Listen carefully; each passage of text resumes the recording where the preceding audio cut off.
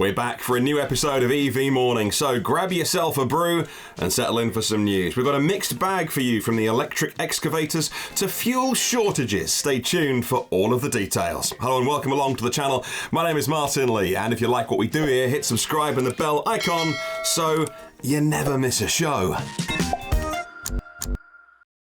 Let's start with cab companies going all electric. It's great news because those vehicles are working vehicles. There's a firm over here that you may know if you're in this country called Addison Lee. They're a London-based private hire and courier company, and they have committed to transforming their passenger fleets to pure electric vehicles just over the next couple of years. It's a huge undertaking, and it's great news. The investment will take about £160 million and equate to adding about 200 EVs to their fleet every single month.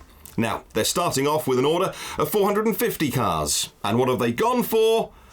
The ID4. Now, we don't know exactly which version they're going for yet, but as you know on this channel, we're big fans of the VW ID4, and we presume it's not worth their while splashing out on the top specs, the real luxury, the GTX version, but they may well choose the rear-wheel drive model. They'll probably go for a bigger battery, I imagine, to get more range, 82 kilowatt hours, plenty of space, plenty of range, and a great car to be ferrying people around the capital. That's great news, and cleaning up the air as well. Next up, we're always a little hesitant to talk about cars that are years away from making their way into customers' driveways, but we like it when cars start to be delivered, and that's why we are delighted with some news recently. The Lucid Air Dream Edition. Those are the first early reservation holders, the real top spec as well. The Lucid Air is now rolling off the line of their new facility in Casa Grande, Arizona. They'll be prepared for customer deliveries, we're told, sometime October. So, the first 520 cars are rolling off the line, and you may be wondering, why 520? Well, the original number of the Dream Edition was going to be 500. Since then, the EPA has formally given the car a range rating, and you guessed it, 520 miles, or 837 kilometers. That's huge. How much range do you need? Well, I wouldn't turn it down, and those early reservation holders should be getting their 520-mile cars very soon. The Lucid Air Dream Edition. The range version, I must add. A little down on horsepower. It's still an insanely fast car, but to get that range number, you can go for a performance version with 1,111 horsepower, if you don't mind sacrificing a little bit of range. Next up, we're seeing the Cupra Born rolling off the production lines of VW's Zwickau plant in Germany. That's the first one they have completely retooled to make pure electric cars on the MEB platform. The Seat Elborn, as it was formerly known, now the Cupra Born, will be produced alongside other models on the MEB platform, the likes of the ID3 and the ID4. Can't wait to see how this one is received, especially the rear-wheel drive 77 kilowatt-hour battery version, WLTP range of 336 miles. Would you go for this, with its bronze accents and detailing, or maybe the ID3? Let us know in the comments below. Another car coming is the Citroen Ami. I've been calling it the Ami, and then somebody from France emailed us to say, no, it's as in mon ami. So, the Citroen Ami, which is a quite unique car. And not even a car, technically a light quadricycle. We had to throw this in as a quick story when we saw it. I love this thing, whatever it's called. The Citroen Ami has gotten much attention, and they've decided to bring it to the UK. The city runabout has a top speed of 28 miles an hour, about 45 kilometers an hour, and a range of 74 kilometers. That's because the battery is 5.5 kilowatt hours. Lots of people who have home storage have bigger batteries in their garage than this car has. And unlike in France, where you can drive one of these from as young as 14 years old, here, UK drivers will have to have a license, be at least 17 years old to drive it. You can put down a £250 refundable deposit now, get your name on the list.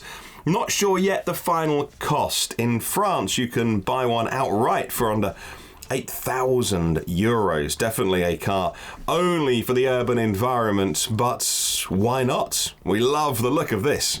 Next, we're going to talk about something a little bit different, and that is Volvo's electric excavators. We love to bring you at least one story that doesn't involve, a Tesla or a fancy passenger car. And this one comes from California and Volvo's construction equipment division. Now, it's not new, but the story rounds up what's been a year-long pilot project. Now, this project involved a combined 400 operating hours of an all-EV compact excavator and an electric compact wheel loader. Over the course of the pilot, they say they saved 6 metric tons of CO2. They saved more than 500 gallons of fuel as well. Now, of course, you can't forget the added benefits of being able to use these vehicles without the worry of diesel exhaust fumes, especially indoors or in confined spaces.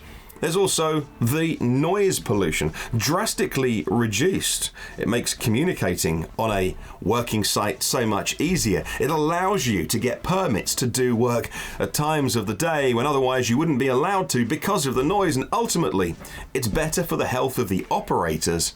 And so we can't wait for all construction equipment to go all electric. It just makes sense.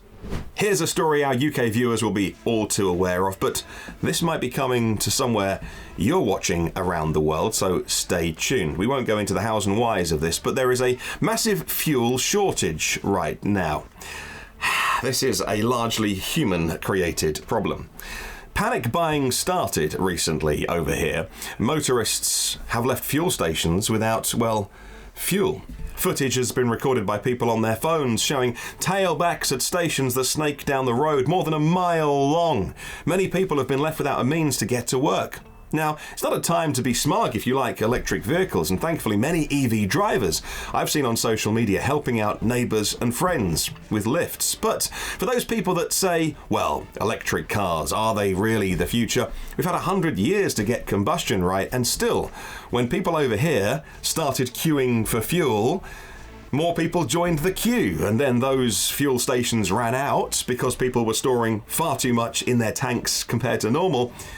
And it was a circle. So more people would be queuing, more petrol stations ran out, and currently we still have huge fuel shortages. There's no reason it couldn't happen where you're watching around the world. It started for no particular reason. There were some news stories flying around, of course. A byproduct, though, is that it's caused a massive upsurge in interest in electric vehicles. Well, data from Google searches show that interest in EVs has been spiking by 1,600% in the last couple of days.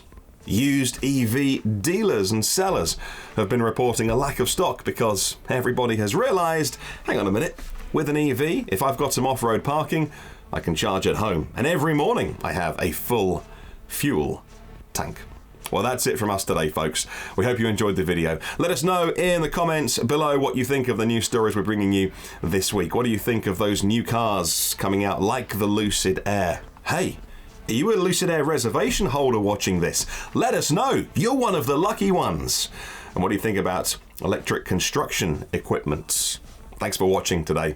Please subscribe to the channel if you haven't already. If you like what we do, give us a thumbs up. It tells us to make more shows just like this, and we'll see you on the next one.